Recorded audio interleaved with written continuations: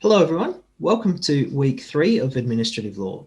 This week we'll be talking about merits review, which is a specialised form of reviewing an administrative decision that stays within the executive limb of government. So broadly, when we're thinking about the design of this course and the sort of roadmap that we're taking, last week we talked about the ways in which we can access information, either specifically the reasons for a particular decision or freedom to access all kinds of government information. And from there, we find ourselves in a little bit of a crossroads in terms of challenging or reviewing an administrative decision, whether we go down the merits review pathway or the judicial review pathway. So in this week, we're talking about merits review, and I'll begin with a fairly detailed comparison of the two forms of review. And then we'll spend the rest of the video talking about what merits review is, the kinds of decisions that can be reviewed under merits review, and the process and the sort of the procedure for doing so. So we'll start off by talking about what is merits review. We'll talk about the Administrative Appeals Tribunal, which is sort of the peak body or institution for merits review at the Commonwealth level. We'll talk about the scope of merits review at the AAT, the kinds of decisions they can review, and then we'll talk about standing, procedure, and evidence within merits review. So let's start with a bit of a comparison between judicial and merits review. Judicial review is what we traditionally think of when we think about the role of the courts in reviewing administrative decisions. And I guess the origin or the source of that legal authority comes from common law and the sort of sovereign power that is invested in the judiciary. It takes place in courts, and really we're focused on the legality of the decision rather than the decision itself. So we're interested in did the lawmaker follow the law, follow the requirements of a particular piece of legislation in making that decision. We're not too concerned with what the actual decision is. We just want to know, was it arrived at in a proper way? What we mean by that then is that we're not concerned with problems in relation to facts or unfavourable exercises of discretion with the decision. We're interested in the process itself. It can be quite slow and expensive because that's the way the courts work. And traditionally we get lawyers involved because it is a complex and very formalised process. Merits review was introduced somewhat controversially as an alternate pathway to reviewing a decision without needing to go through the slow, expensive, very formalised judicial process. And so merits review, its source is legislation, and we'll look at some of the pieces of legislation that create merits review in a moment. But because it is based in legislation, there's no sort of universal form. We'll talk about the typical form, which is merits review in a tribunal, but there are a myriad ways of performing merits review. As I've said, the merits review stays within the executive. So it's, say, for example, the Administrative Appeals Tribunal is an institution that's situated within the executive government, not within the judiciary, and that impacts the way that it goes about its review of a decision. But one of the advantages of that is that it's not restricted to pure legal questions. Instead, its scope is broader, and we can look at facts and discretion as well as questions of law. So where in judicial review, we're interested in, was the law followed or not? In merits review, we're interested in, was the correct and preferable decision reached? Which means that the scope for review is bigger. We can look at, problems with findings of fact. We can look at whether a better decision could be reached. It tends to be less formal as well, which means that merits review can be cheaper and quicker, although as we get into some of the more formalized tribunals like the AAT, there still can be some significant costs associated with that. Another thing that's really interesting about merits review, because it's not so tied to the judicial process, is that there is scope for it to include other professions rather than just lawyers. And in particular, doctors, social workers, experts in particular fields like urban planning or architecture can also be really usefully involved within the merits review system. It's not, because it's not just a legal process, we don't need just lawyers to be involved. So that's a brief comparison between the two. And if you want a really simple one sentence summary of the distinction between the two, merits review is a review of the entire decision on its merits. Judicial review is purely focused on the procedure and the process by which the decision was reached. So to put that another way, generally speaking, judicial review focuses only on questions of law, whereas merits review is broader. It can look at questions of law as well, but it is also open to look at questions of fact and maybe policy as well at times. So what do we mean by that? What's a question of law versus a question of fact? To give you a really simplistic example of a general statutory power, most bits of administrative regulation can be boiled down to a simple formula. If X exists, Y shall or must or can or will do Z. So if something exists, a decision maker can, should, must do Z. The question of fact in that sort of formula is, does X exist, right? That's a matter of a factual, it needs to be factually determined whether X exists. The question of law relates to, well, what does X mean? What's the definition of X? What does Y mean? Who is Y? Who's authorized to make this decision? And what does Z mean? What's the thing that they can do, should do, must do, whatever. So to give you a more concrete example, if the director of animal control determines that a dog is dangerous, then the director shall issue a control order. So the question of fact here, X, is the dog dangerous or not? Based on fact, is this a dangerous dog?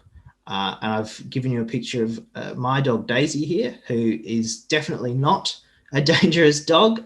She's generally very placid and timid, unless you try and wake her up from a nap, in which case she does get a little bit grouchy. The question of law in this scenario is, did the director of animal control issue a control order in relation to that dangerous dog? So did they follow the correct legal procedures? Did the control order take the form in which it was intended to take? Was it issued in the right way? Was the owner of the dangerous dog given the right notice? All those sorts of things are legal questions. But they're based on a question of fact, which is this dog dangerous or not? Now, that's quite a simplistic example, and we'll have a look in some later weeks about some rare exceptions where a court can look at a question of fact. But for the moment, let's just keep things simple, and we'll consider that courts or the judicial review is only concerned with questions of law. So was the proper procedure and process followed? Merits review can look at questions of fact. So if a decision maker, the director of animal control says, yep, this dog is dangerous, I'm making a control order, the question of law that the judicial process and judicial review is interested in is, was that control order followed correctly? Was it issued correctly? All that sort of stuff. They can't look at the determination that the dog is in fact dangerous. Under merits review, where questions of fact are open to discussion and challenge, a merits review tribunal can look at that question of fact and say, actually, based on the evidence, we don't think this dog is actually dangerous. So that's a simplistic, I guess, example of the difference between the two. Judicial review, questions of law only. Merits review, questions of fact as well. So which facts can be reviewed? Because not every single fact is open for a discussion and debate. And really, it's hard to give an all-encompassing answer because, like I said, merits review takes its authority from particular pieces of legislation. And so it will depend on the particular piece of legislation which facts are open to review and which facts can be used in a merits review. As a general basis, the facts that were before the decision maker at the time of the decision will almost always be reviewable. So the information that the decision maker had at hand, most of the time that will be open for merits review. And if you were unhappy with the decision that was made, you could ask for merits review and you could argue that based on the facts that were available at the time. Under some circumstances, we can introduce new or fresh evidence that wasn't before the decision maker at the time. This is called a de novo hearing. And so not all hearings or not all merits review is allowed to be heard de novo, but when that is available, that means that new or fresh evidence that wasn't in front of the decision maker at the time can be introduced, and that can obviously have a massive impact on the final determination or the final decision that comes out of that review. Now, if you have a think about access to information, which we talked about last week, accessing reasons for decision, but especially accessing government documents via freedom of information, that could be a really useful way of finding fresh information that you could then use in a de novo hearing.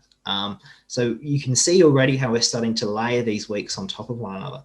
Last week, we talked about how you might go about accessing government documents via a freedom of information application and the kinds of documents you might be able to obtain. This week, thinking about a merits review, thinking about the questions of fact that can be reviewed, we might be able to review the decision and introduce new evidence based on the freedom of information application that would have gone ahead. But you can only do that if the legislation permitting merits review allows for a de novo hearing. Let's take a step back now and talk about the Administrative Appeals Tribunal, which is sort of the main merits review body that we think about when we're talking about Commonwealth administrative law. So I guess some brief key characteristics about the AAT. It's established under the Administrative Appeals Tribunal Act of 1975. And so most of the things that we're going to be talking about for the remainder of this video will be references to the AAT Act. What's interesting about the AAT is that it, as I've said, is firmly within the executive. It's not a court. And for those of you who have studied constitutional law, you'll know that this distinction is really important under Chapter 3 of the Constitution and thinking about courts which are vested with the Australian government's judicial power. The AAT does not have judicial power. It's not a Chapter 3 court. It doesn't fit those requirements. It doesn't have membership for life and things like that. So that's quite important because the actual process itself of the AAT is very court-like. It has a lot of the similar sorts of processes. A lot of the members of the AAT are judges, but they're not obviously acting in quite that same judicial capacity. There's still very formalized rules of evidence, although there is flexibility to not have to follow all the usual rules of evidence. And so the AAT itself is very court-like, but it's not a court. And that's really relevant because it allows the AAT to undergo merits review and hear merits review cases. There is some question mark over the AAT's independence. It generally has a fair degree of independence, even though it is part of the executive. But of course, it does still rely on funding from the Commonwealth Government, membership is appointed by the government. So there are, and membership is not for life, it's only for 7 years in most instances. So there are some question marks about whether the AAT is as independent as we would like it to be. It's certainly not quite as independent as a court, but that's a trade-off that has to be made in order to keep it within the executive, in order to empower it to undergo merits review. So, it's probably about as independent as we could get it while still staying in the executive branch, but it does still, of course, have some limitations. Merits review in the AAT is provided for under Section 43 of the AAT Act, which allows the tribunal, while reviewing a decision, to exercise all the powers and discretions that are conferred by a relevant enactment on the person who made the decision. So, in other words, the AAT steps into the shoes of the decision maker to look at the decision that was made and remake it if need be. So you'll see the sub-points under Section 43 empowers the AAT to affirm the decision that was under review, vary it, or completely set it aside and make a new decision, or send it back to the decision maker to remake the decision. So there's a lot of options there for the AAT to completely remake the decision, affirm it, or to just make a minor variation based on the needs of the case. So how does the AAT make its decision? How does it decide when it should accept the decision or when it should vary it or set it aside and make a new decision? And really the function of the AAT is to try and reach the correct and preferable decision. And that comes to us from Drake and the Minister for Immigration and Ethnic Affairs. Chief Justice Bowen and Justice Dean said that the question for determination by the tribunal is whether that decision was the correct or preferable one on the material before the tribunal. So material before the tribunal, not material before the original decision maker. So usually if the empowering legislation says that the AAT can be heard de novo, then you can introduce new and fresh evidence. You're not limited to evidence that was before the original decision maker. And then based on all that evidence, the tribunal has to try and reach the correct and preferable decision. So correct being correct at law. So ensuring that all the correct procedures are followed, which is that the question of law, which the AAT can look at, but then also the preferable one. Have the questions of fact been resolved in the preferable or best way? And that gives the AAT a large scope to try and decide how a particular matter should be decided.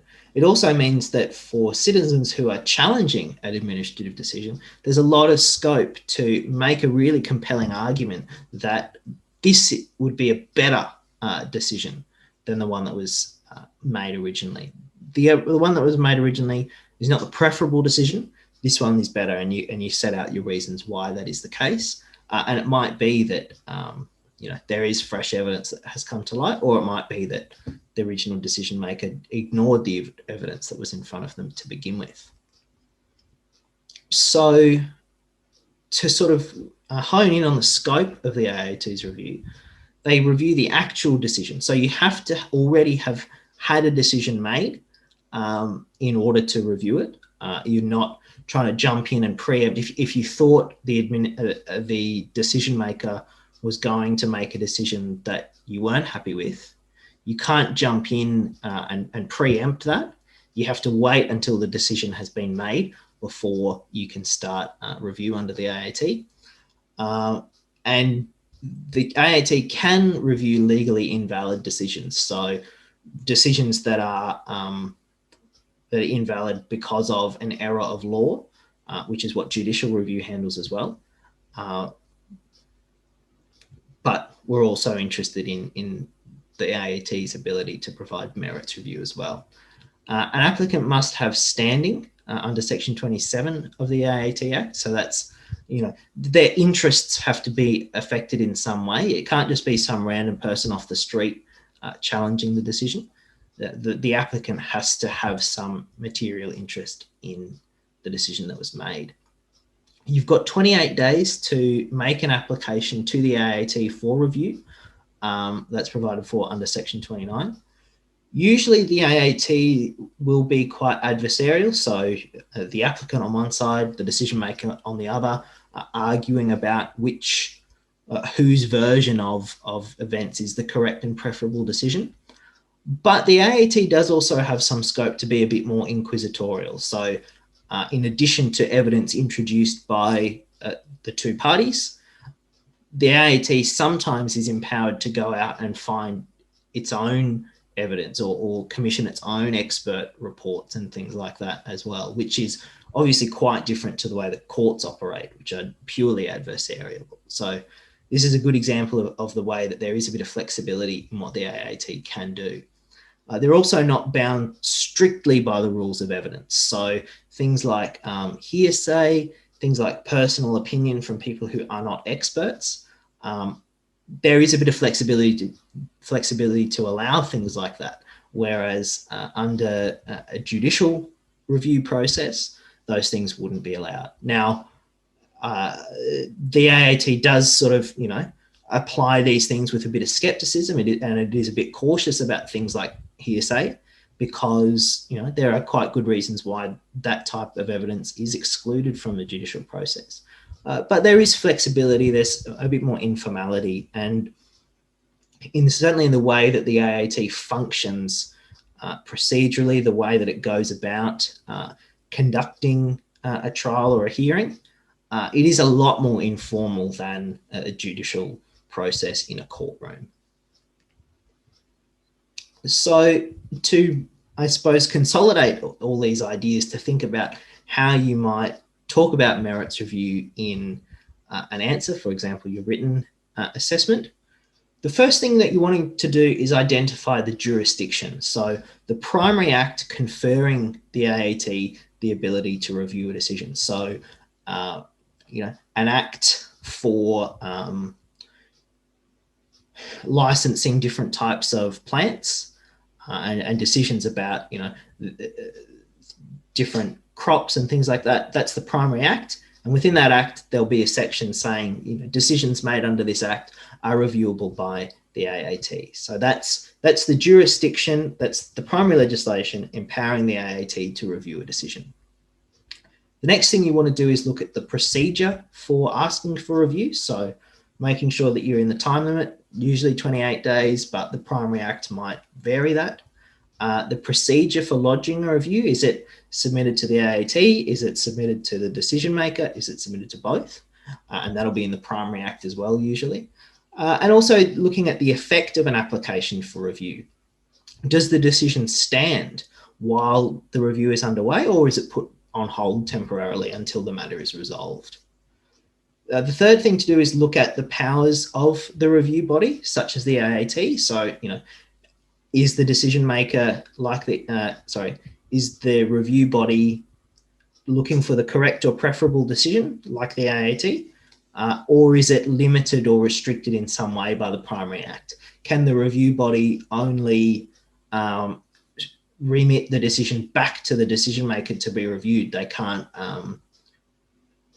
substitute their own decision, for example. You need to check the primary act to see what's allowed and what's not. Then you need to look at the procedure for the review itself. What are the rules of evidence? Is it conducted adversarially or inquisitorially?